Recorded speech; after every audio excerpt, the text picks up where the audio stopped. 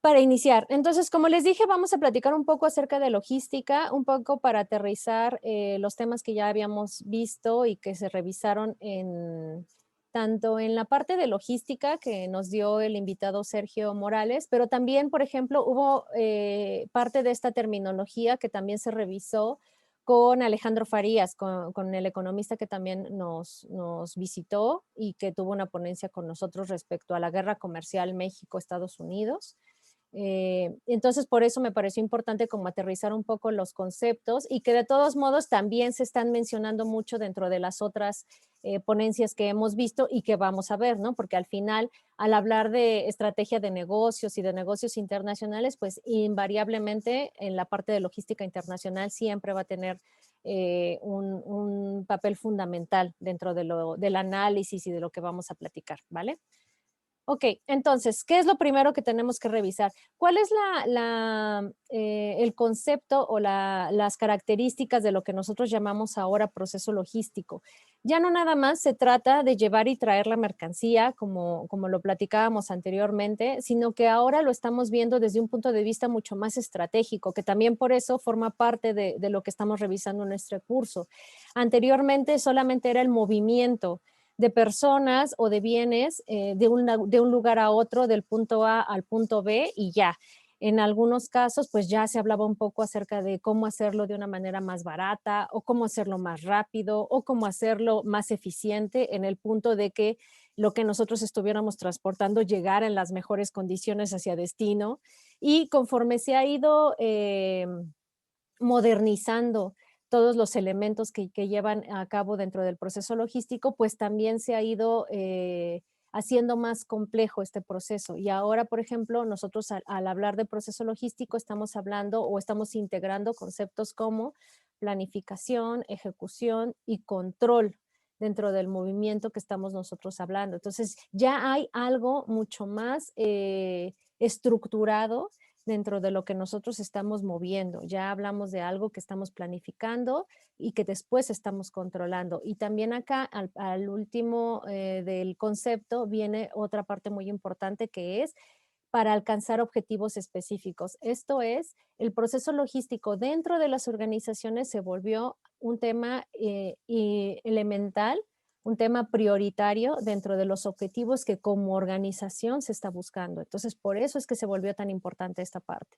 Entonces, como muchas otras cosas que existen actualmente dentro de las estrategias de negocios, la parte de logística también inició como un tema militar y estratégico en cuanto a guerras y después se fue expandiendo y empezó a adoptarse por la parte de negocios, específicamente en los años 70 y a partir de ahí fue como se volvió entonces parte estructural e importante dentro de las acciones que se llevan a cabo en las empresas. Ok, entonces, la logística como tal actualmente se lleva o se determina a través de lo que es las cadenas de valor. Este esquema que nosotros estamos viendo aquí es una cadena de valor ejemplificada de una manera general de lo que podemos encontrar nosotros en cualquier tipo de organización a lo que tengamos acceso, cualquier tipo de organización, ya sea una compañía, un organismo internacional, algo que tenga fines de lucro o algo que no, etcétera, ¿vale?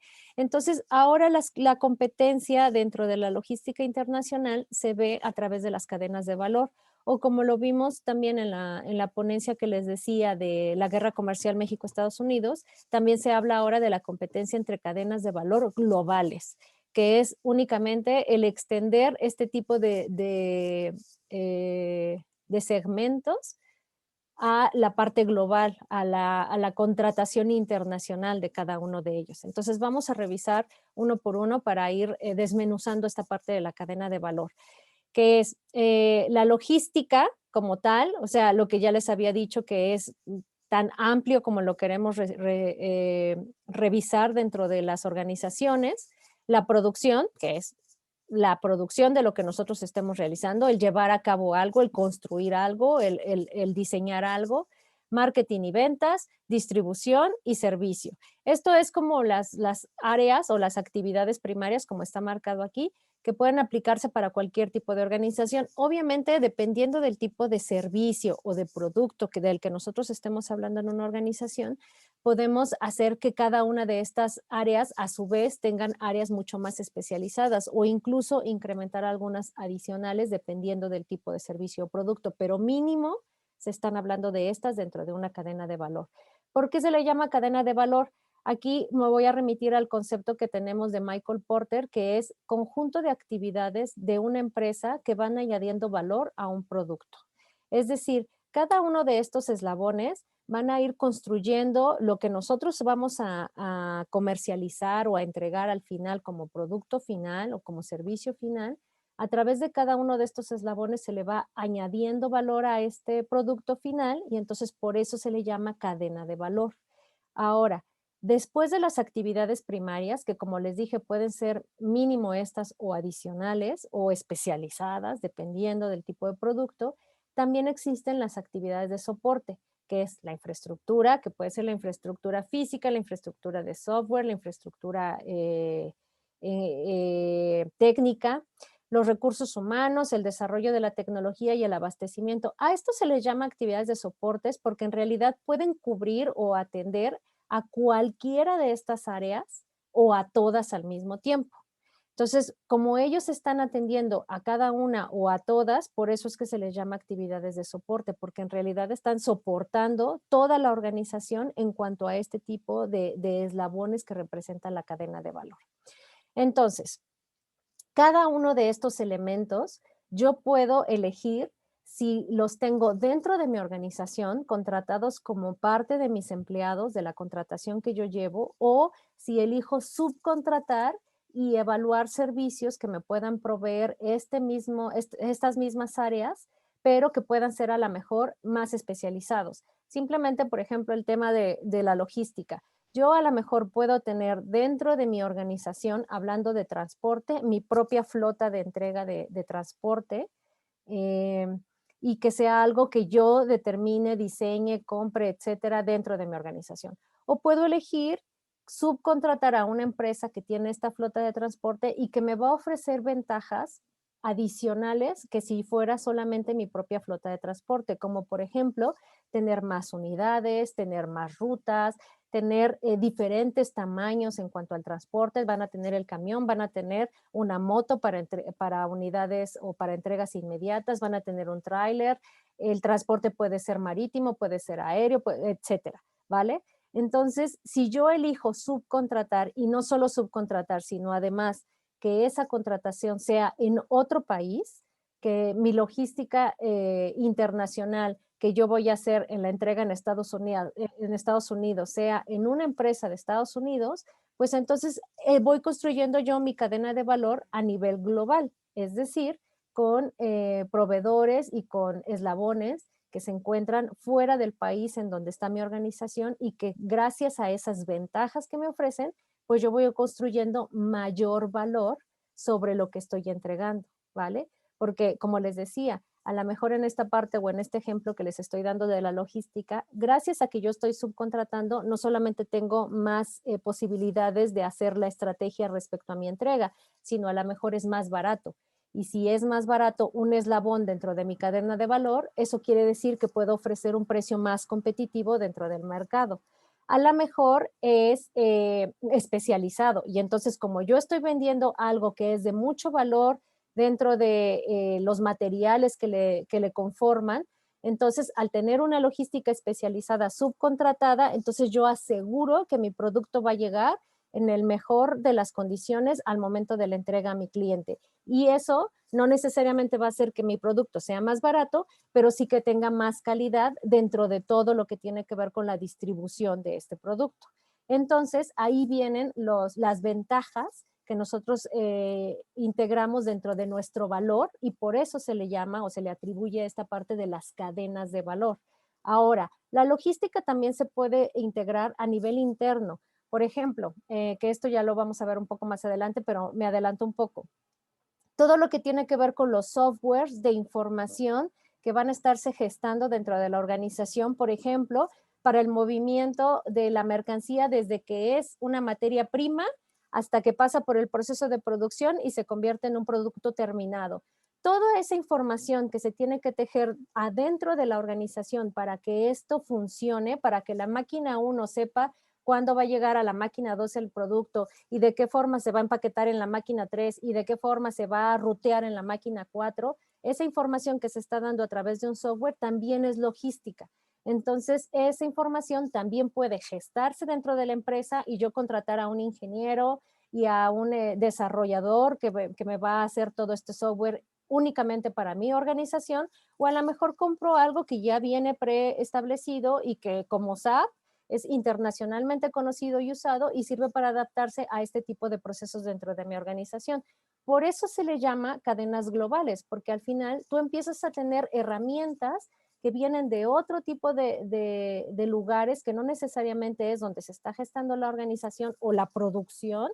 A lo mejor yo tengo mi planta en un lugar, pero mis oficinas, mi oficina matriz donde se está gestando toda la estrategia está en otro país y el marketing y las ventas y el financiero están en otro país. Y entonces, al final, también ahí estás gestando tu cadena de valor a través de instrumentos o de herramientas globales, al estar desarrollando algo en donde tienes que mezclar a varios países para poder darle a tu producto final la mayor parte de valor dentro de ellas.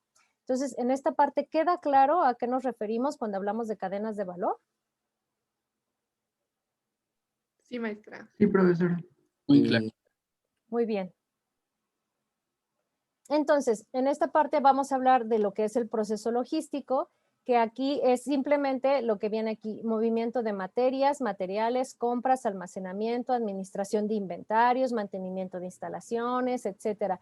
Todo lo que tiene que ver para que nosotros podamos desarrollar el producto o servicio del que estamos hablando. Y por eso es que les decía yo aquí que puede ser en dos flujos. El flujo de información, que es los datos que tienen que ver y la documentación, hasta el movimiento físico, que es realmente no solo dentro de la fábrica o de la planta o de la organización, cómo se gestan desde un punto en la llegada hasta el punto final, sino también desde que salen de ahí hacia afuera toda la cadena de distribución que nosotros vamos a ver, ¿vale? Entonces, aquí es bien importante ahora separar conceptos. Una cosa fue la cadena de valor, que es lo con la que nosotros estamos creando nuestro producto o nuestro servicio desde que es una materia prima o desde que son partes y refacciones o desde la integración de la maquinaria, etcétera, hasta el producto final. Y otra cosa es la cadena de suministros. Esto es, ya tenemos un valor final integrado o lo que sea a lo que nosotros nos dediquemos, porque a lo mejor nosotros vendemos directamente materia prima. Vendemos nosotros rollos de tela o vendemos nosotros trozos de madera o vendemos nosotros partes de automóviles o vendemos circuitos integrados que se van a ser parte de una computadora o de algún instrumento tecnológico, etcétera, ¿vale? Ese producto final al que nosotros nos dedicamos tiene que llevar una trayectoria, una ruta para poder llegar a nuestros clientes que han sido los que nos han pedido o los que han realizado estos pedidos. Esa ruta o esa integración que nosotros realizamos es la cadena de suministro. Entonces, es bien importante que entendamos que hay una cadena de valor, que es la que crea nuestro producto, y luego una cadena de suministro, que es la que acompaña a este producto final hacia el destino final, a donde sea que tiene que llegar, ¿vale? Al cliente, a alguien que lo va a integrar para hacer un producto ya terminado, como lo que les decía, si nosotros a lo mejor estamos vendiendo partes de algo, alguien lo va a utilizar para poder hacer un producto terminado, esa parte en lo que yo lo entrego de este punto y lo llevo hasta el siguiente, a eso se refiere la cadena de suministro. Y también tiene muchos actores y muchos elementos que tenemos que conocer. En este caso, por ejemplo, estamos revisando qué es los proveedores, que son todas las organizaciones con las que nosotros trabajamos para poder realizar la integración de nuestro producto, el transporte, que es como tal el traslado de materias primas, productos terminados o insumos de las empresas, en el caso de que nosotros hagamos lo que se llama el B2B, business to business, o la entrega de una empresa hacia otra empresa, o el B2C, que es business to consumer, cuando nosotros ya manejamos algún producto final y lo que hacemos es entregar directamente a un cliente. Fabricantes, que corresponde a lo que transforma la materia prima en algún artículo, es decir, si nosotros dentro de nuestra integración todavía nosotros trabajamos con otros fabricantes para después llevar un producto que no necesariamente esté terminado, sino que forma parte de algo, a esos también por eso se mencionan los fabricantes, porque tendría que ser parte de esta cadena de suministro. Clientes, obviamente, parte importante de la cadena de suministros, que es lo que puede ser tanto una empresa o puede ser un consumidor final. Comunicación, que forma parte también de esta cadena de suministro, porque nosotros tenemos que organizar, planificar y controlar cómo vamos a comunicarnos con cada una de los eslabones que tendría que formar nuestra cadena de suministro, que no necesariamente va a ser solo punto A, punto B y llevarlo y ya, sino qué es lo que va a pasar en cada uno de los eslabones dependiendo de nuestro producto o del cliente al que va a llegar. A lo mejor con uno de nuestros clientes sí es directamente un transporte terrestre que recoge en nuestra planta y lo lleva a nuestro cliente 1. Pero el cliente 2 es un retail que tienes que llegar a un centro de distribución y de este centro de distribución lo distribuyen a 18 Walmart. Entonces ahí nuestra cadena de suministro es alguien que lo recoge, alguien que lo lleva al CEDI, alguien que en el CEDI lo separa, ya dentro del CEDI lo llevan hacia las otras tiendas o en este caso a los Walmart, de acuerdo al ejemplo, y entonces la cadena de suministro se extiende, ¿vale? Por eso también se incluye esta parte de clientes, porque no necesariamente todas las cadenas llevan al mismo punto dependiendo del tipo de cliente. Y la comunicación, por eso, importante, porque nosotros tenemos que saber en qué punto está cada una de las estrategias que nosotros tenemos que tejer para que realmente llegue a esta parte. Tecnología, bueno, lo que les comentaba hace rato acerca no solo del software, sino de todo lo que podría acompañar nuestra cadena de suministro, desde la manera en la que nos levantan el pedido, no solamente el tema de la organización interna, como lo platiqué hace rato acerca del software que tiene que ver dentro de la organización para que nuestro producto final llegue a ser lo que es con la eficiencia que se necesita, sino cómo nos levantan el pedido, cómo hacen el pago es digital, el pago es a través de una transferencia, el pago es a través de ahora con esta parte del blockchain o los Bitcoin, es a través de este tipo de tecnología.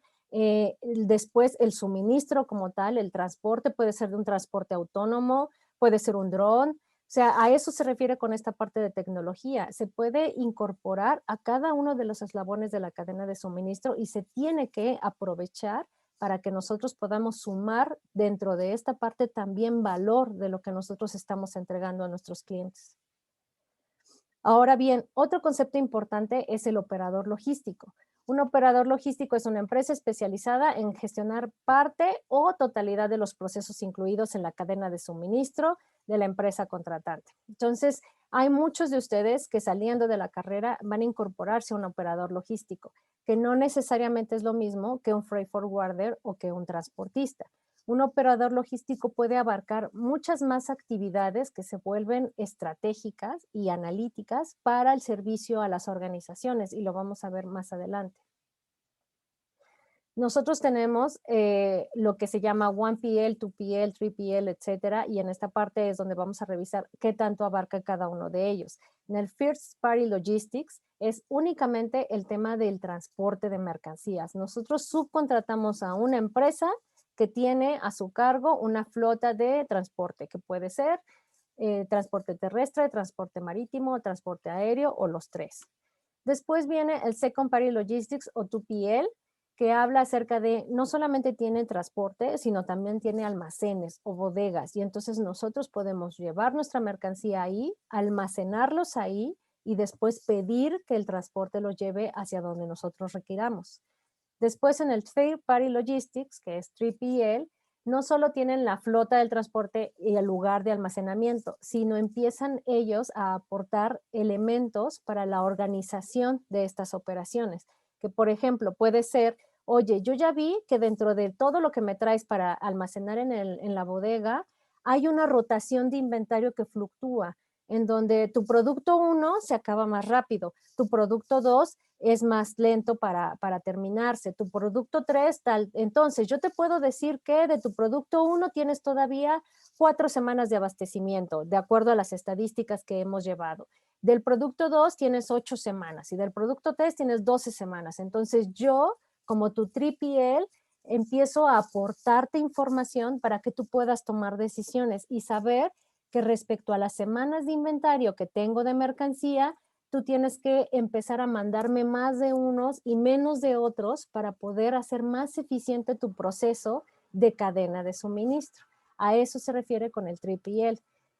El 4PL o 4PL lo que hace es ya no solamente, ya no es dueño de los recursos que tienen que ver con el transporte y las bodegas, sino ellos gestionan el contrato con este tipo de empresas y después van y le venden a una organización todo lo que tiene que ver con la gestión de esa parte, ¿vale? Entonces yo subcontrato transportistas, subcontrato bodegas, y con esa red que yo ya tengo de diferentes proveedores, entonces me acerco a las empresas y les ofrezco todo lo que tiene que ver con su cadena de suministro. Yo trabajé en un 4PL en el último empleo en el que estuve y lo que hacíamos era gestionar la logística de todos los celulares, como ya les había platicado, me parece, en alguna de las clases pasadas. Nosotros gestionábamos la logística de lo que era Telefónica Movistar desde Asia, la mayoría de los teléfonos venían de Asia, hacia América Latina. Entonces, nosotros lo que teníamos que hacer era revisar el ruteo para saber qué tipo de ruta le convenía más a Argentina. ¿Le convenía más el barco? ¿Le convenía más el avión? Una combinación de ambos que se llama el multimodal, el cambiar de modo de transporte. ¿En qué parte los teléfonos más baratos pues convenía moverlos por barco y en qué parte los más caros pues conviene más por aéreo? Qué tipo de seguro teníamos que tener para cada uno de ellos, en qué punto, como las cargas, por ejemplo, para Centroamérica eran tan pequeñas, entonces la planificación incluía que llevaran a México y que de México se mandaran vía terrestre hacia Centroamérica. Y así salía más barato y era más eficiente que mandar shots chiquitos de cargas pequeñas para Centroamérica y que saliera más caro para Telefónica. Entonces, al ser nosotros el administrador de todas estas decisiones, necesitábamos muchos proveedores para saber que no solo íbamos a trabajar con DHL, sino también con UPS, con diferentes freight forwarders, con las marítimas, con las aéreas, saber en qué parte tendríamos que hacer una combinación entre marítimo, aéreo y terrestre, en qué parte nos convenía más tener una bodega rentada en donde dejar el material y después poder volarlo para juntarlo con otra carga y entonces que fuera eso más barato, etcétera. A eso es a los que se dedican los 4PL y la importancia que tiene es esto, que empiezan a gestionar a través de diferentes contratos una ruta más eficiente, que puede ser lo que tú necesitas en ese momento, como ya lo platiqué anteriormente, no necesariamente es que sea más barato, a lo mejor a veces es, quiero que sea más caro o no me importa que sea más caro si es más rápido, o no me importa que sea más tardado si es más barato, o prefiero que se haga una combinación porque esta carga solamente de este proveedor me urge, pero estas otras no tanto. Entonces, estas decisiones para Telefónica eran algo que no formaba parte de su core. Ellos lo que les interesaba era abastecer de acuerdo a la planificación que tenían de sus teléfonos.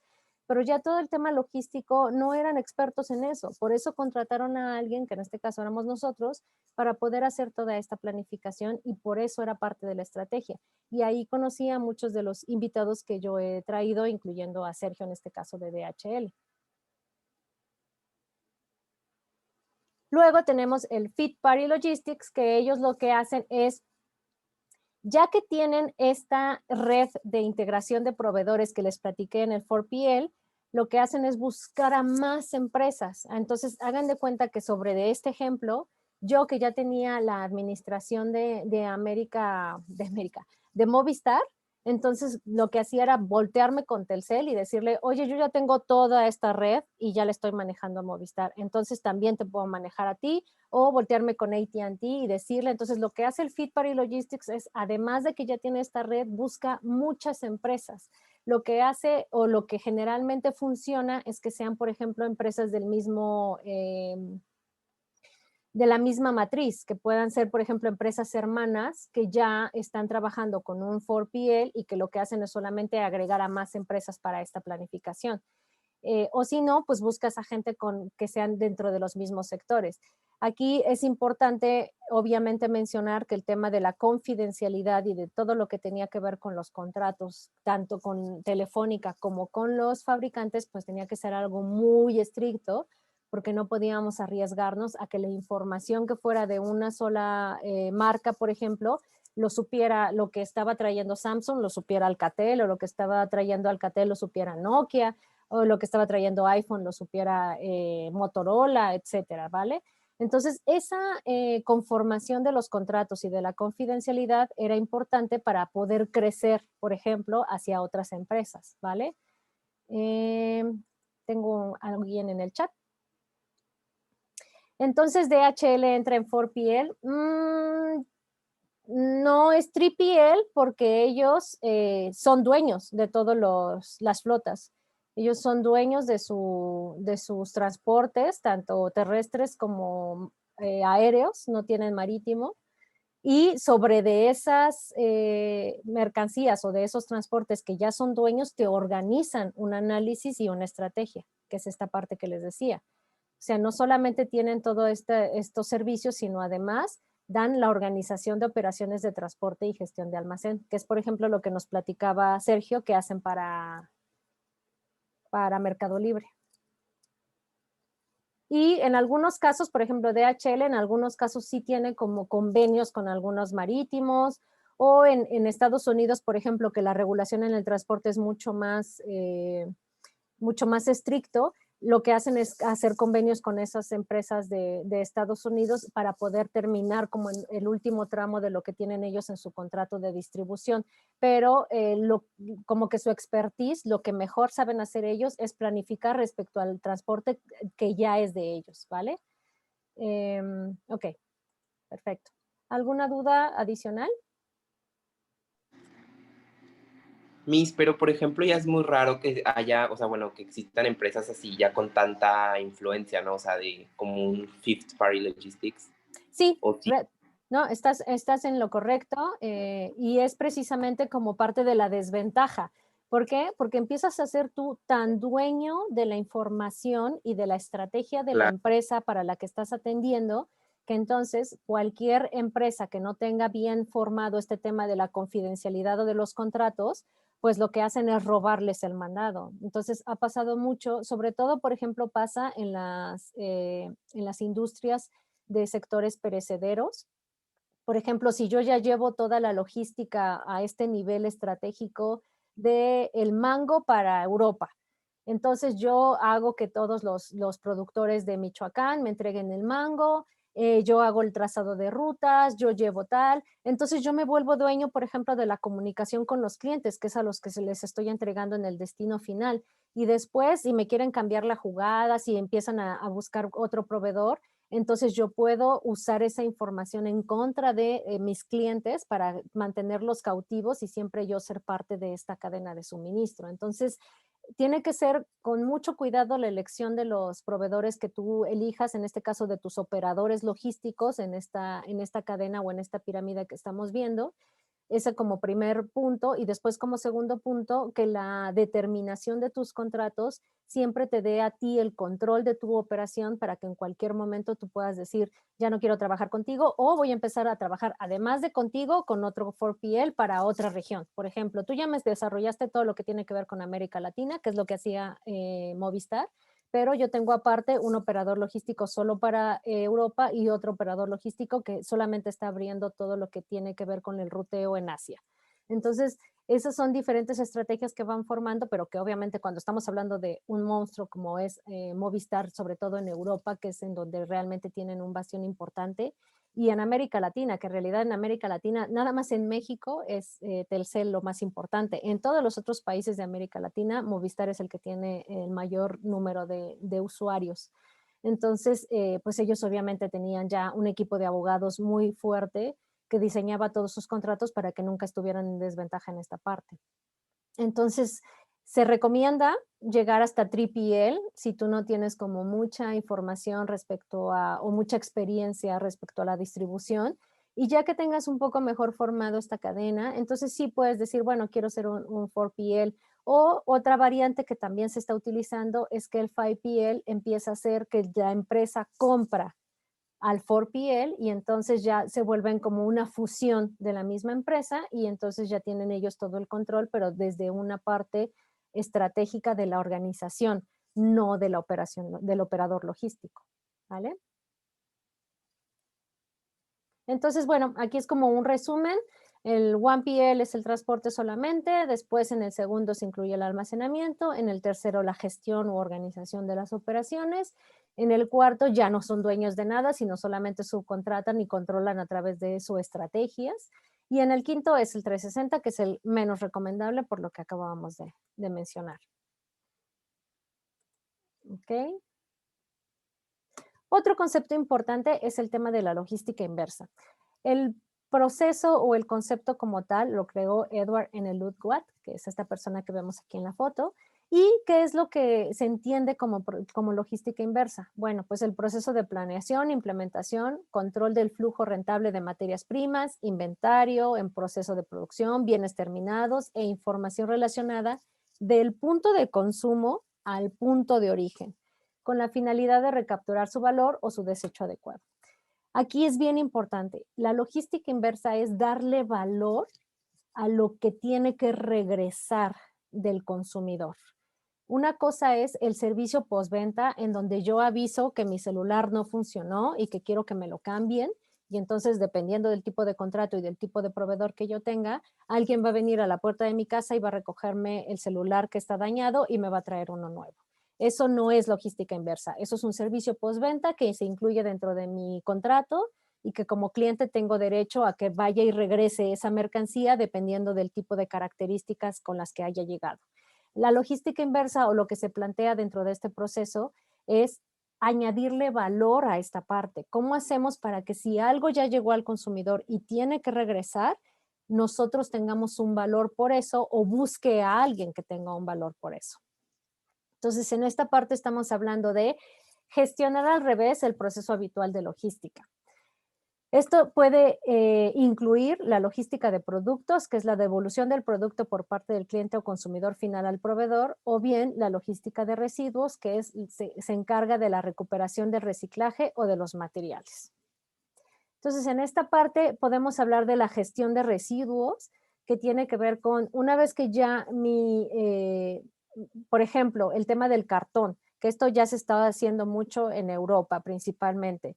Todo lo que tenga que ver con cartón o con plásticos o con todo lo que yo usé para empaquetar mi mercancía y que llegara al consumidor final, puede recuperarse, ser reciclado, volverse a utilizar y entonces generarme una ganancia. Yo puedo vender ese cartón a empresas especializadas o yo mismo gestionar como organización eso y entonces tener un valor adicional por esa parte. Entonces, la organización que yo tengo que hacer para ir recuperando esos residuos en cada uno de los clientes o llevarlos a un centro y hacer que el cliente vaya a ese centro y a partir de ahí yo lo recupere, a esa parte se le llama la logística inversa o eso es lo que realmente se conoce como logística inversa. Recuperación de embalajes, por ejemplo, Liverpool, Palacio de Hierro e incluso Walmart.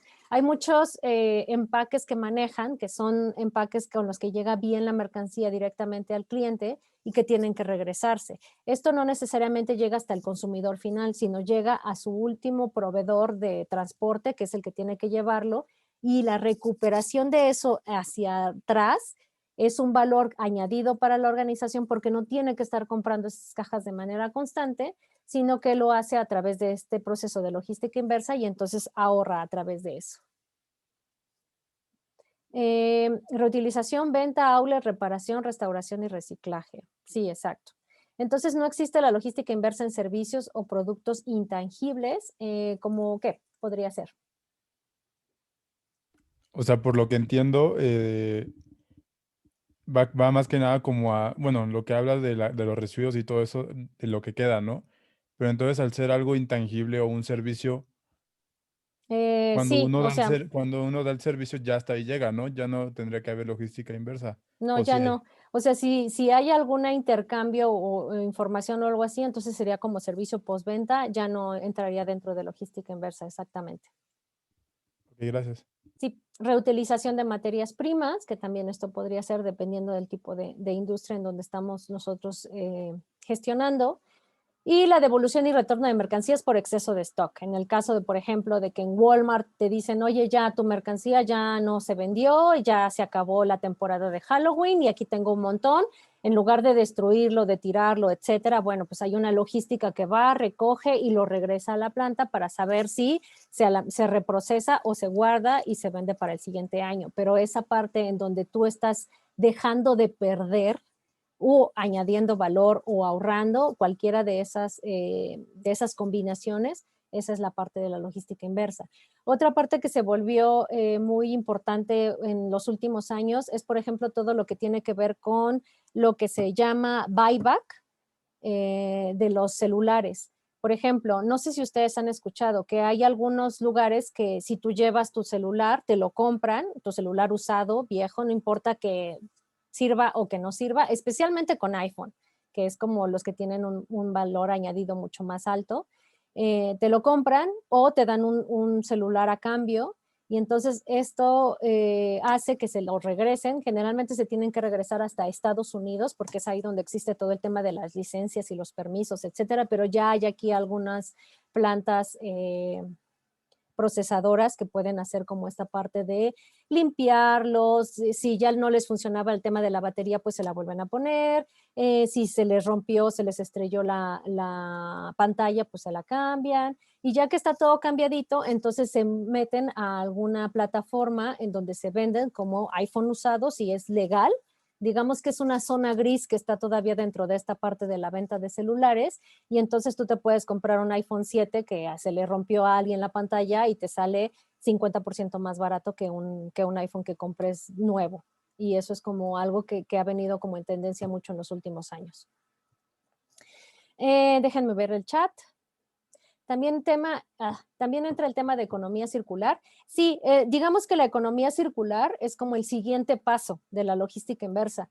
La primera parte que abrió con el tema de economía celular era la logística inversa, que era esta parte, ¿no? De, bueno, ya que llegamos hasta aquí, que es la entrega al producto, al cliente final o al último proveedor de transporte, ¿cómo hacemos para que este valor que se está dejando de percibir aquí, como el tema de los residuos o de los productos que podían recuperarse o del embalaje, del empaque, etcétera, cómo hacemos para recuperarlo?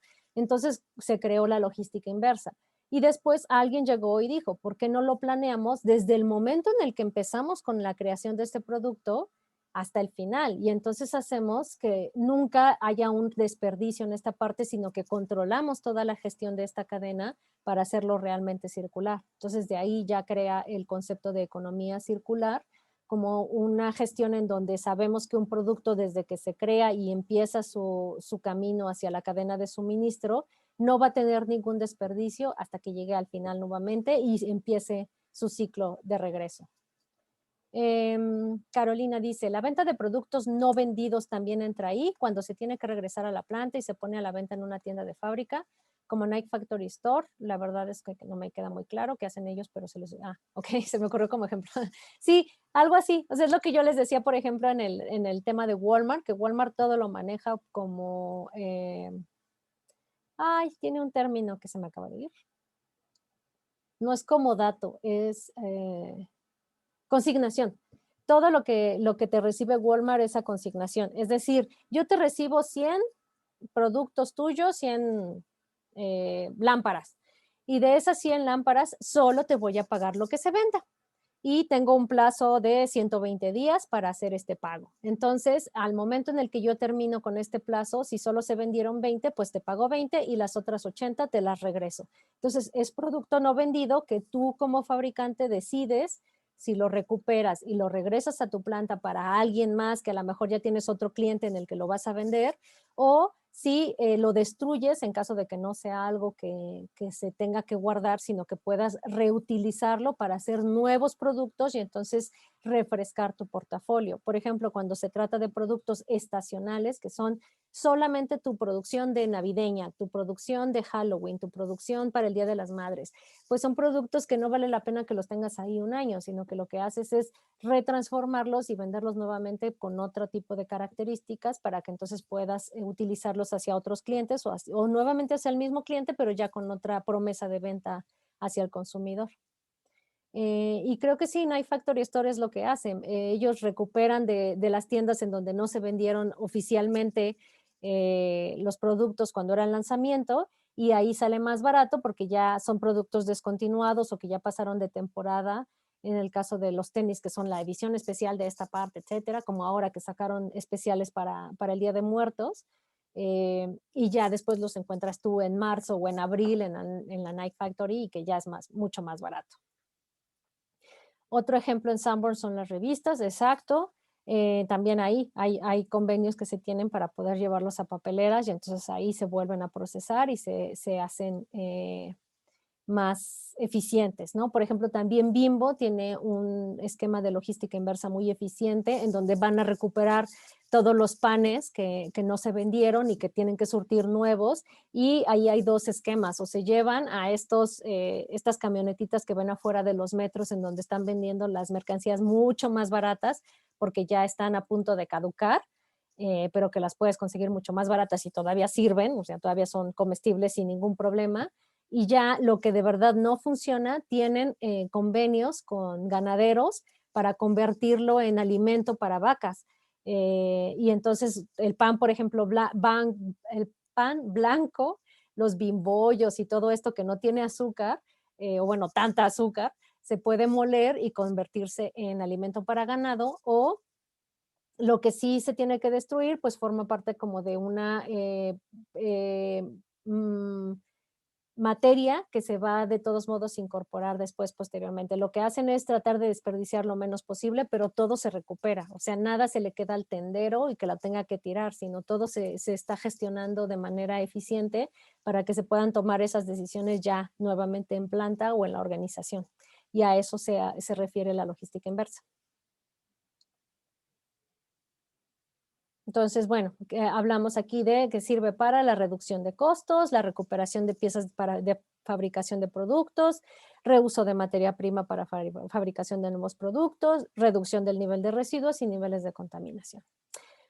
Otro concepto importante que quiero manejarles es el tema de last mile o última milla, que también seguramente lo han venido escuchando, y sobre todo últimamente está como de moda hablar de este tema de last mile o de la última milla. Y me refiero últimamente porque con el tema de la pandemia, muchas empresas que tuvieron que sumarse a la parte de entrega a domicilio, empezaron a gestionar todo esto que antes a lo mejor yo nada más le entregaba nuevamente a un retail, ¿no? Le entregaba yo a Walmart, le entregaba yo a Comercial Mexicana, le entregaba a Gigante, le entregaba a Soriana, etcétera.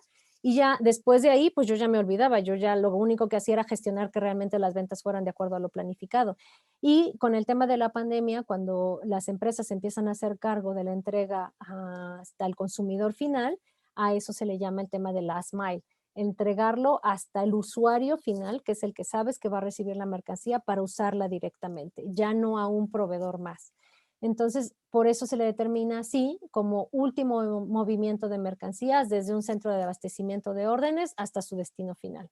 Este abastecimiento o esta entrega puede ser desde un centro de distribución, que el centro de distribución generalmente es algo mucho más amplio, que es lo que yo les decía que maneja Walmart, pero en general lo manejan todos los retails, que son los CEDIs, o así se abrevia.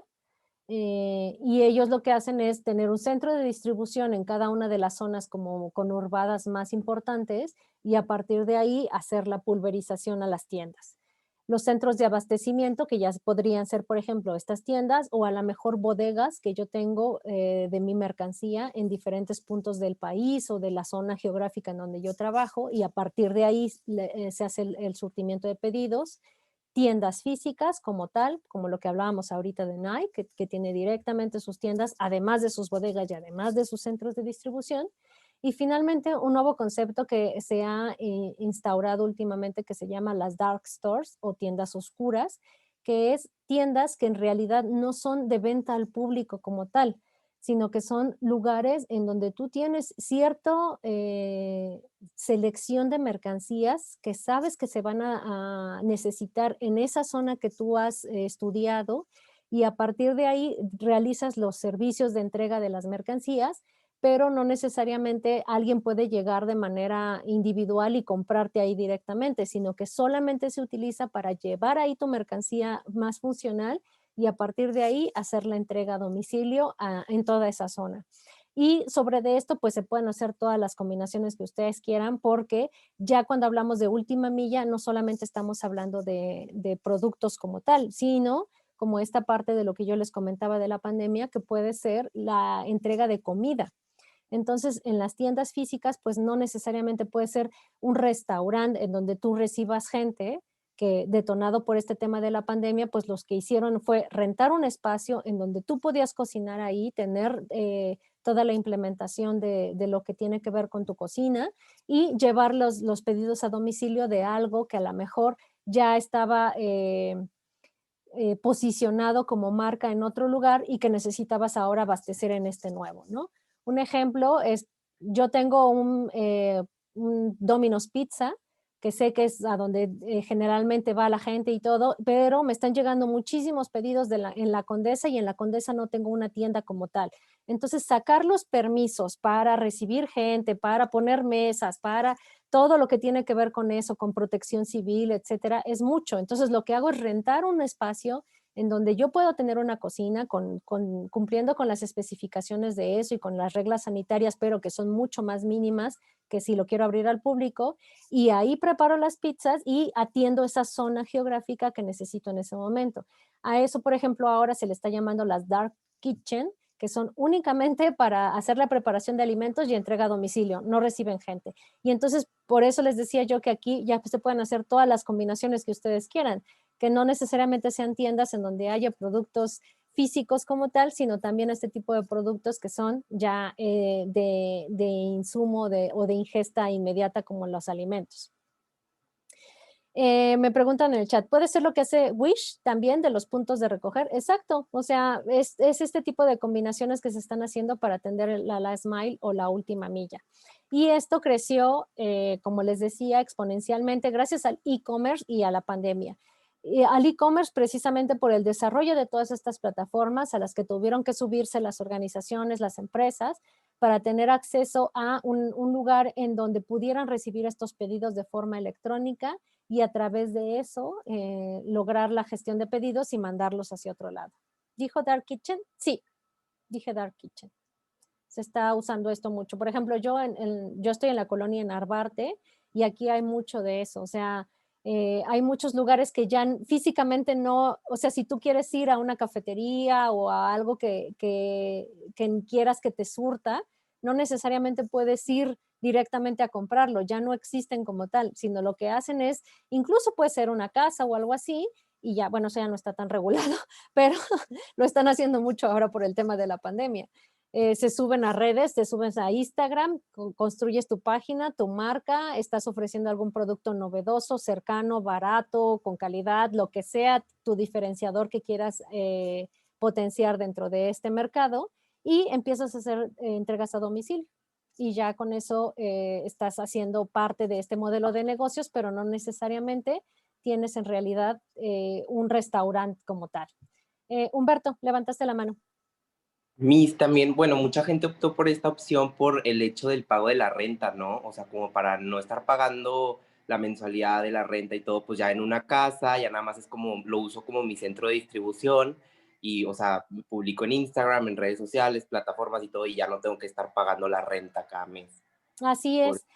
Y justo esta parte, ¿no? De que a lo mejor ya eras alguien reconocido en la colonia o en la comunidad, ya sabían que lo que tú estabas preparando era bueno, ya tenías tu clientela y entonces ya lo único que tienes que hacer es moverte a otro lado que te permita hacer este levantamiento de pedidos y mandarlo a domicilio. Y por eso es que les decía, se tiene que tener ya una marca consolidada para empezar con esta parte de los dark stores, porque ahí sí, si no es porque ya tienes este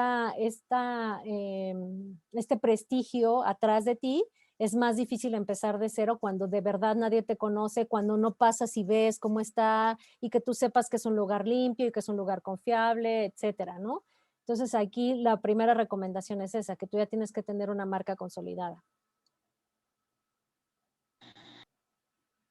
¿Alguien más? Ok, entonces, terminando con esta parte del proceso logístico a través del e-commerce, que es como la última tendencia en cuanto a logística internacional que se está detonando, vamos a dividir este proceso en dos partes, el tema del fulfillment o abastecimiento de órdenes y el tema de last mile. Entonces, dentro del fulfillment tenemos tres actividades primordiales específicas, que es la de piquear, empacar y embarcar. En piquear, que es tal cual el tema del pick, que yo lo tengo en una bodega y entonces lo tengo asignado en alguna posición dentro de mi bodega, en algún pallet, en donde yo ya le asigné dentro de mi sistema o de mi software una posición y entonces yo sé que ahí están los audífonos rojos que me están pidiendo en el pedido. Entonces mando a mi equipo que vaya a piquear esa orden, que arme el pedido en esta parte del empacado, que tiene que ser de acuerdo a las características del producto. No es lo mismo empacar una comida, una orden de comida, empacar unos audífonos que a lo mejor tienen que venir con cierto tipo de protección para que no se dañen, o empacar, por ejemplo, un termo o una taza de plástico. O sea, cada uno de estos tiene una gestión de empaque diferente y además en esta parte empieza a involucrarse el tema de la experiencia del cliente, que aquí es bien importante, lo que yo les decía hace un momento. Ahora las compañías se tienen que preocupar porque llegue bien hasta el punto final del usuario. Antes tú podías ir a una tienda de la que fuera y comprar ahí el producto que tú hayas seleccionado para cualquier tipo de necesidad que quisieras cubrir. Y si llegaba mal, o era tu responsabilidad porque ya lo trajiste de ahí, o era responsabilidad de la tienda en la que lo compraste, pero no necesariamente del fabricante o de la persona que está gestionando a estos productos. Y ahora sí lo es así. Si tú recibes un producto mal, no te quejas con DHL o con Estafeta o con UPS, que fue el que te lo entregó, te quejas con el fabricante o con el que está gestionando directamente estas compras, que a lo mejor es una comercializadora, no tanto un fabricante. Y por eso es que dentro de este tema del fulfillment es tan importante para ellos el tema del empaquetado, porque tienen que cubrir con esta parte y realmente dar la experiencia al cliente de lo que ellos están vendiendo. Después, embarcar, que es seleccionar la paquetería a la que va a ir, con la que vas a gestionar esta última milla.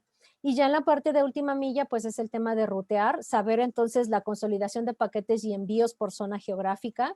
Esto ya se hace a través de algoritmos en donde se pueden gestionar a través de software o a través de un equipo especializado, en la que tú puedes tener a una sola paquetería que te haga todo esto o a varias paqueterías en donde tú puedas estar utilizándolas dependiendo lo que les decía yo anteriormente. Si quieres un servicio barato, porque no importa que tu producto vaya empacado con otros 8,000 productos porque no se va a romper, porque la experiencia de tu cliente quiere más bien recibirlo y no necesariamente que esté inmaculado y que la caja no tenga ningún problema, etcétera. O si tu producto es de una alta calidad o una alta integración de valor, entonces sí necesitas algo que no solamente sea rápido, sino que sea eficiente también en toda esta parte. Y ahí es donde empiezan tus combinaciones. Y en esta parte, bueno, ese es el tema de la asignación del proveedor que tenga que ver con este tipo de características. El trazado de la ruta, no es lo mismo que tú lo lleves a Ecatepec o que tú lo lleves a Lomas Verdes o que tú lo lleves a Hungría. O sea, todo este tema es parte de lo que tú tendrías que revisar y que puede ser tu last mile al final del tema, ¿no? Dependiendo del tipo de producto que tú gestiones. Y finalmente la entrega. Entonces, se dividen en estas dos partes el tema del proceso logístico e-commerce y es como lo último con lo que hemos estado platicando respecto al tema de logística internacional. Chicos, son las 7:10, vamos a tomarnos un descanso de 10 minutos y empezamos ahora sí con el tema del entregable número 2, ¿vale? ¿Hay alguna duda al respecto de esto? Por el momento No, no. maestro. Ok, No, chicos, pues No, entonces profesora. son 7:10, nos vemos 7:20 para regresar. gracias, profesor. Gracias, Miss. Gracias. Gracias, profe. Sí.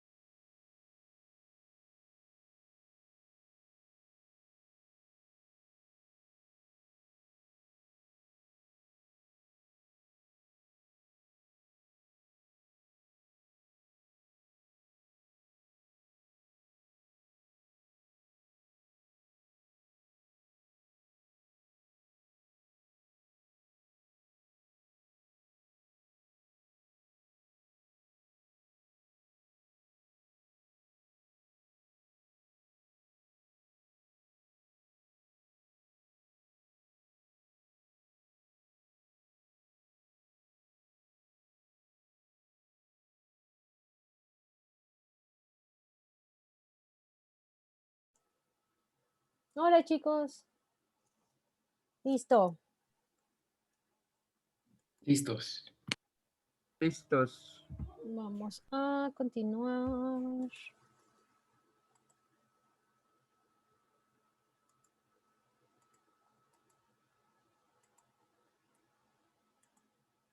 Ok, chicos, entonces estas son las fechas importantes para lo que corresponde a nuestro entregable número 2.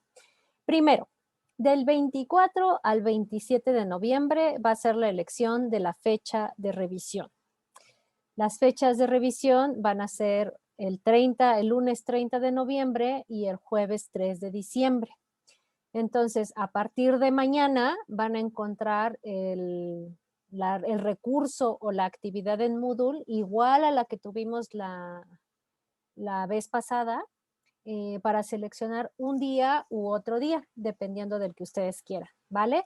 La diferencia, como lo platicamos anteriormente, es que para este entregable, la fecha en la que ustedes tienen que enviarme el documento final para la revisión es la misma para todos los equipos. Esta fecha para entregar el trabajo es del 26 al 28 de noviembre. Es decir, desde este jueves y hasta el sábado a las 10 de la noche, ¿vale? Todos los equipos, no importa si tu revisión es el lunes o tu revisión es el jueves, todos los equipos lo tienen que entregar entre el 26 y el 28 de noviembre. El 28 de noviembre es hasta las 10 de la noche, ¿vale? Las siguientes fechas importantes entonces es el 30 de noviembre, que es la primera revisión, y el 3 de diciembre, que es la segunda revisión, ¿vale? Entonces, aquí tengo algunas notas. Acuérdense que van a ser revisión de casos diferentes o distintos a los que hicieron en el primer entregable, de acuerdo con la rúbrica, que ahorita la vamos a volver a revisar. No habrá prórroga de entrega. Por favor, cuiden el tema del formato, de su conexión y de su hora límite. El 28 de noviembre es el último día para entregar, pero no quiere decir que sea el único día para entregar. Pueden hacerlo antes y tomando en cuenta que este tema lo revisamos hace un mes, desde hace un mes ya sabemos cuál es la integración de esta rúbrica, ya sabemos, o seguramente ustedes ya se dividieron información o esta integración. Por favor, no lo dejen al último, háganlo por ustedes y háganlo por su equipo, ¿vale? No voy a admitir es que no tengo internet y entonces, porque seguramente se esperaron hasta las 10 de la noche. Entonces, si ven que ya son las 9 de la noche y que su internet no funciona, comuníquense con sus otros integrantes del equipo y díganles, oigan, yo creo que yo no lo voy a poder subir, por favor que alguien más lo suba. Vean desde antes que sí se pueda integrar su archivo PDF, que no tengan problemas con el tema de las imágenes, que no quede muy pesado. Todos estos problemas que hemos tenido anteriormente en otras entregas de archivos, no necesariamente los entregables, sino en general, tómenlos en cuenta para que no sea algo que los vaya a retrasar y que vaya a ser que si ustedes no entregan su trabajo en esa fecha, pues no van a tener acceso entonces a su revisión y por lo tanto pierden ese porcentaje de su calificación, porque si yo no tengo nada que revisar, pues aunque se conecten en la primera fecha o en la segunda fecha, pues no hay ningún archivo que revisar y me va a dar mucha pena saber que se trató de algo que integraron entre 5 o 6 personas y que por un descuido en el último día no se vaya a poder subir, ¿vale? Déjenme entender las dudas. ¿A qué hora habilitará el recurso para la selección del horario? A partir de mañana a las 10 de la mañana. ¿El horario es el mismo que el del pasado entregable? Sí, y por eso es que me había tardado tanto, porque estaba viendo si podía cerrar con otros invitados en esas fechas y entonces habría yo tenido que mover los horarios de la revisión para poder darle cabida a algún invitado, pero ya quedó cerrado que no, que esa semana vamos a tener nada más lo que son las revisiones y actividades en Moodle directamente. Y entonces en esos 2 días los horarios de revisión van a ser los mismos que tuvimos la vez pasada, con estos 20 minutos de espacio entre cada equipo y terminando, creo que terminábamos a las 7:20 o 7:40, algo así, igual se va a terminar a esa misma hora. Entonces, bueno, por favor, que quede claro, no va a haber prórroga para este término de la entrega.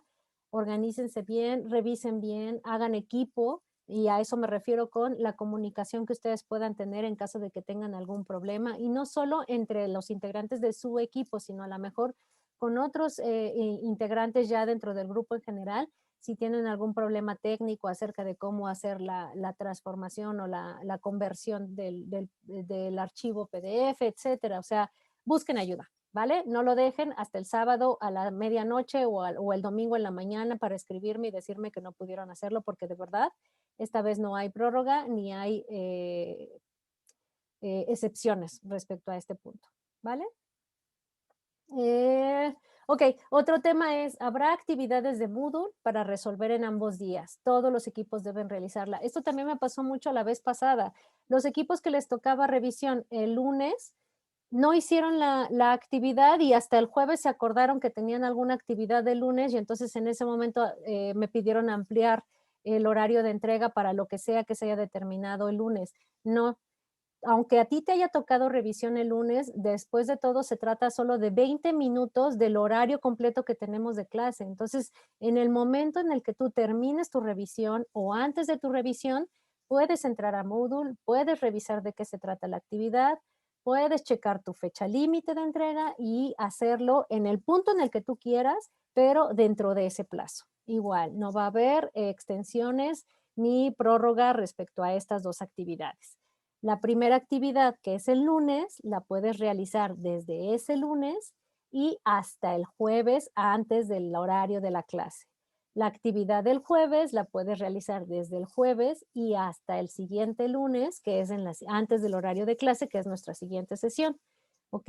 Entonces no lo dejen hasta el último, por favor, ni se confíen con que así habían sido en otras actividades y que antes así quedaba y que los días habían sido así. Por favor, entren a Moodle en cada uno de los días de nuestras clases y revisen cuáles son las actividades y las fechas límites de esas actividades, ¿vale? Y el último anuncio es que el 4 de diciembre, que es viernes, vamos a tener a las 10 de la mañana nuestra última sesión extraordinaria de estos horarios fuera de nuestras clases.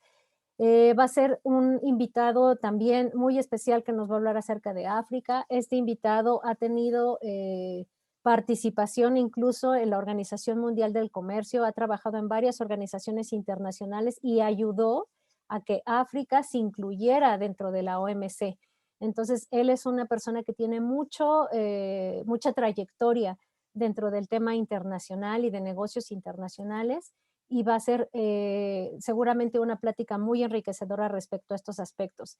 Mañana vamos a ver Sudáfrica, que si ustedes buscan en el mapa este punto y revisan toda la historia que ya platicamos hace un momento, se trata solamente de la última parte de África, en la puntita, y que sí son ciudades muy importantes y que además seguramente tienen una participación económica similar o superior a muchas otras regiones de África, pero este siguiente invitado que les estoy platicando del 4 de diciembre nos va a hablar de todo lo demás, del resto de este territorio, que también es África y que tiene una historia completamente diferente y con oportunidades y potenciales diferentes a lo que nos va a platicar mañana Sudáfrica. Entonces, por eso vale la pena tenerlo, para poder complementar estas dos realidades que nosotros como tomadores de decisiones internacionales tenemos que tener en cuenta para generar las estrategias que vamos a desarrollar el día de mañana en las organizaciones en las que estemos laborando.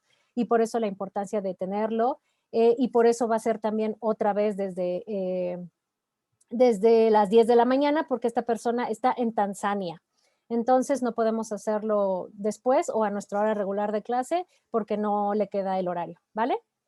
¿Qué otra cosa, chicos? Díganme alguna duda respecto a las fechas. Estoy poniendo aquí nuevamente el tema de la rúbrica con las secciones del entregable para que le demos otra revisada y me digan si tienen alguna duda respecto a esta información que deben de plasmar dentro del entregable. La introducción, que es la presentación de la empresa y o país elegido, y explicación del caso a analizar.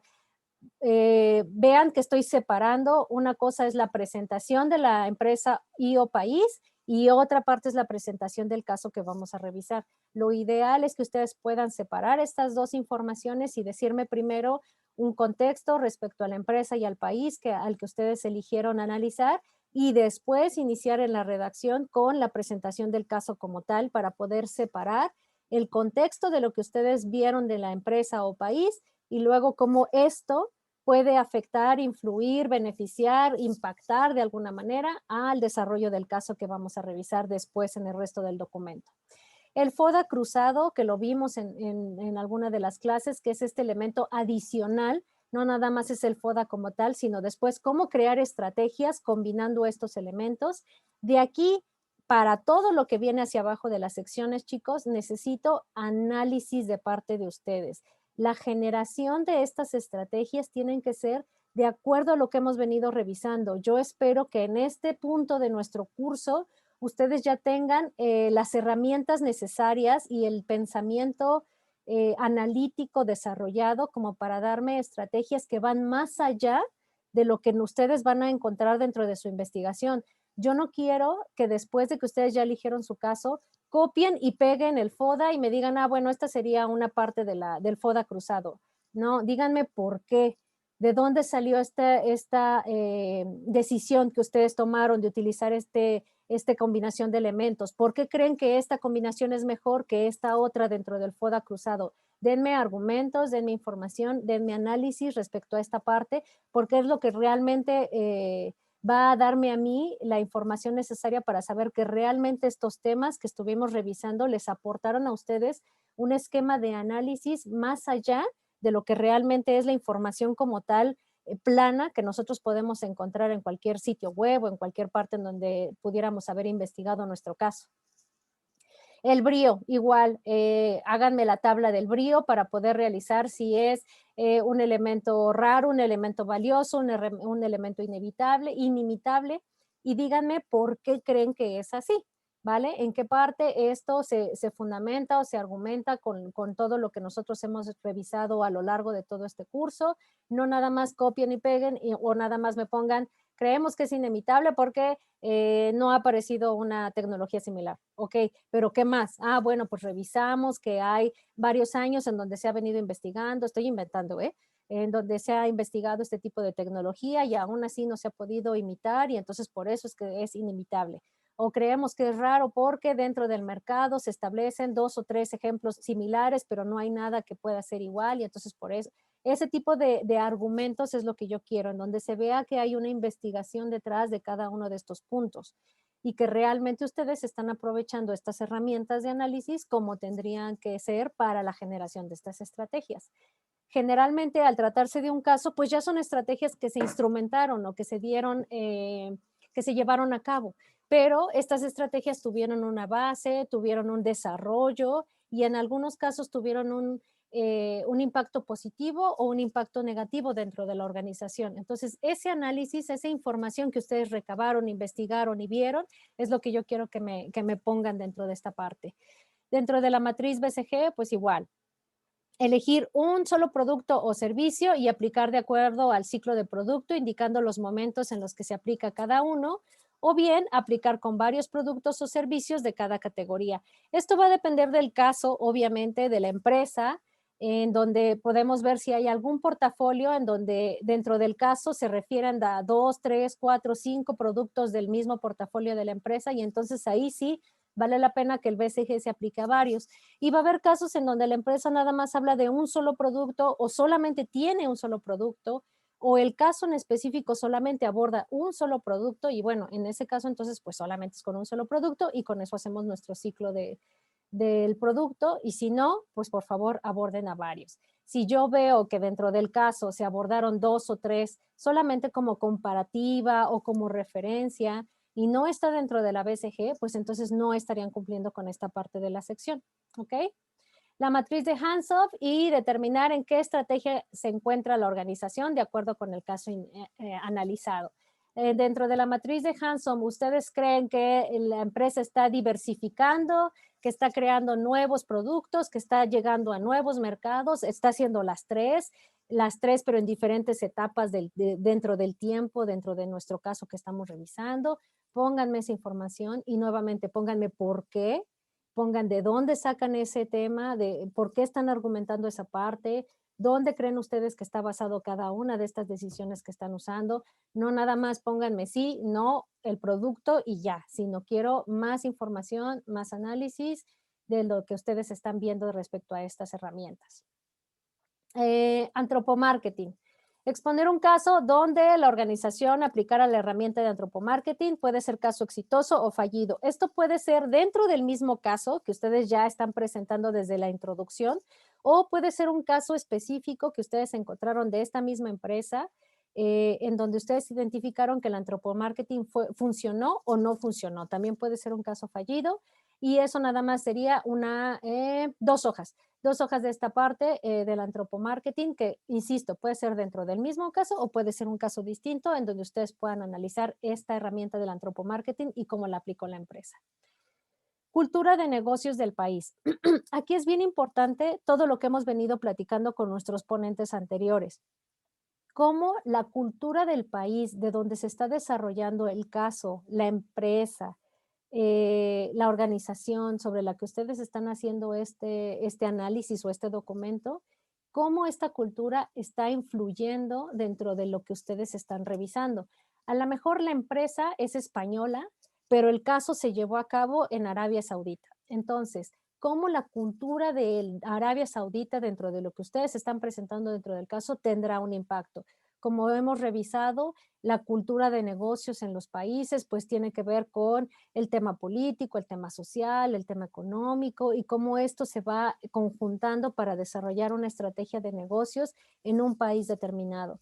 O a lo mejor la empresa se encuentra aquí en México, pero sus negociaciones o lo que se está llevando a cabo dentro del caso obedece a otro tipo de países. Bueno, pues entonces analicen esa parte. Si solo está haciendo a nivel nacional, pues entonces tienen más elementos aún para saber cómo la cultura de negocios aquí en México está impactando en esta parte. Esto es, les digo, muy basado mucho en los análisis que hemos venido haciendo a través de nuestros ponentes que hemos tenido respecto a Alemania, respecto a China, respecto a China, exacto, y a todos lo que hemos venido revisando en cada una de estas partes. ¿Cómo hemos visto que impacta el tema de los países y de la cultura de países dentro de los casos que nosotros estamos revisando? Conclusiones, al menos 3 conclusiones articuladas que deriven del análisis de los puntos más importantes expuestos en el caso. Acuérdense que son al menos 3, pero pueden haber más conclusiones, tienen que venir de acuerdo a lo que ustedes revisaron en general dentro del caso, qué es lo que ustedes están pudiendo rescatar de todas las enseñanzas o de la información de las decisiones que fue tomando la organización a lo largo del caso en todos estos análisis que fueron realizando respecto a ellos. El diseño es importante, el tema de cómo elaboran el documento, qué tipo de colores, qué tipo de gráficos, qué tipo de imágenes, si hay algún trabajo creativo adicional incorporado, etcétera, etcétera. Eso también se va a tomar en cuenta, ¿vale? Entonces, nuevamente, si ustedes se fijan, lo más importante dentro de los valores que yo estoy determinando aquí está el antropomarketing y la cultura de negocios, que es lo que hemos venido revisando en esta parte de cómo puede impactar todo el entorno en las decisiones que nosotros podamos revisar dentro de los casos de estrategia, ¿vale? No necesariamente eso quiere decir que lo demás no sea importante, obviamente todo al final va a ser parte de nuestro 100%, pero para que le pongan una especial atención a esto. Puede incluir el trabajo portada, puede incluir referencias, puede incluir anexos, si ustedes lo consideran importante. Eso no se va a tomar en cuenta dentro de las 11 hojas que tienen que respetarse de estas secciones. Lo que yo sí voy a revisar es que la introducción sea máximo de 2 hojas, el FODA máximo de 1, el brío máximo de 1, bla, bla, bla, bla. Pero si además de eso ustedes ponen una portada, eso ya no entra dentro de estas 11 hojas. Si además ponen referencias, no entra dentro de estas 11 hojas. Y si me quieren poner algún anexo, tampoco entran.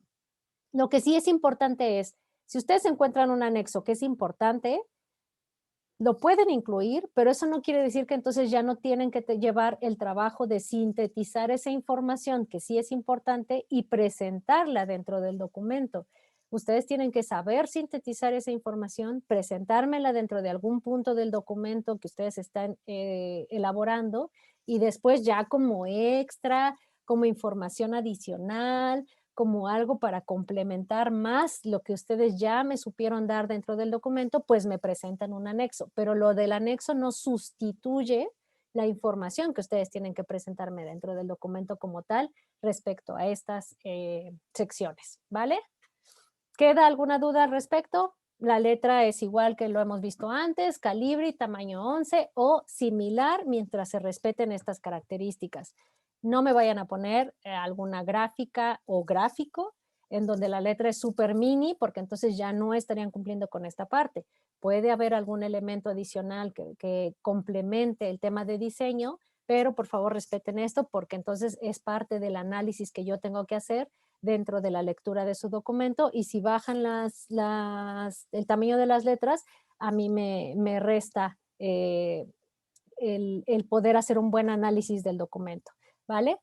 Otra cosa que se me había olvidado que era parte de esto es por favor, no se les olvide dar enviar en su documento, que eso también es algo que pasó, no en el entregable, sino que nos ha venido pasando en otros documentos y que también si se queda como borrador, yo no lo puedo revisar, tengo que hacer cambios dentro de la plataforma que toman más tiempo y que no es parte del proceso. Entonces, tienen que darle enviar al documento, por favor, ¿vale? Y ya, eso sería todo. ¿Alguna duda respecto a esto, chicos? No, profesora. No, profesora, ninguna. Sí, profesora. Dianey, levantaste la manita. Sí, profesora, tengo una pregunta acerca de la matriz BCG. Ujú. Comprendo que tenemos que situar los productos en el cuadrante o en su dado caso uno y aplicarle el ciclo del producto, ¿no? Pero además, como en las otras, tenemos que aplicar como de por qué pusimos cada una ahí o... Sí, o sí, sí. no. ¿Sí? Sí, sí, igual. ¿Por qué crees que en este punto es que estás poniéndolo en este cuadrante? O sea, de todo lo que ustedes planteen dentro de estas diferentes matrices, denme la explicación de por qué lo están haciendo, porque ahí es donde yo puedo ver cuál es este análisis que hicieron para poder situarlo en esta parte y que atendieron a todo lo que nosotros revisamos dentro de la clase para estas estrategias o estos recursos. Ok, muchas gracias. Sí, gracias a ti. ¿Alguien más tiene la manita levantada? Sí, Ok. yo. Bueno, mi pregunta es con lo que respecta al FODA. Sí. Hay que poner el FODA cruzado y la estrategia todo en una hoja. No, nada más el FODA cruzado y de ese FODA cruzado ustedes van a elegir una o dos estrategias y entonces ya me lo ponen en el resto de la hoja. Elegimos la estrategia mini porque creemos que en esta parte es importante que se destaquen estos elementos dentro del caso y bla, bla, bla, bla, porque de acuerdo al mercado, porque de acuerdo al tipo de consumidor, porque de acuerdo a la infraestructura que se estaba manejando, o sea, nada más es la explicación de por qué eligieron esa estrategia dentro del FODA cruzado. Ok, perfecto. Entonces, omitimos el FODA normal. El FODA normal no. Ajá. Ok, gracias. Sí. Raúl, por favor. Sí, maestra. Bueno, en nuestro caso queríamos saber si teníamos que elegir, en nuestro caso, una empresa o un país o tiene que ser ambos. No, pues una empresa o un país. Puede ser un país que tenga un caso similar en donde le puedan aplicar todo esto y sobre eso puede ser tu caso. Perfecto, gracias, maestra. Uh-huh. Mauricio, por favor. Sí, maestra. Bueno, de hecho, mi duda es un poquito como ya más particular de nuestro trabajo, entonces no sé si me podría quedar al final para mostrarle Sí, claro la duda. que sí. Sí, claro que sí. Gracias. ¿Alguien más? ¿Alguna duda general?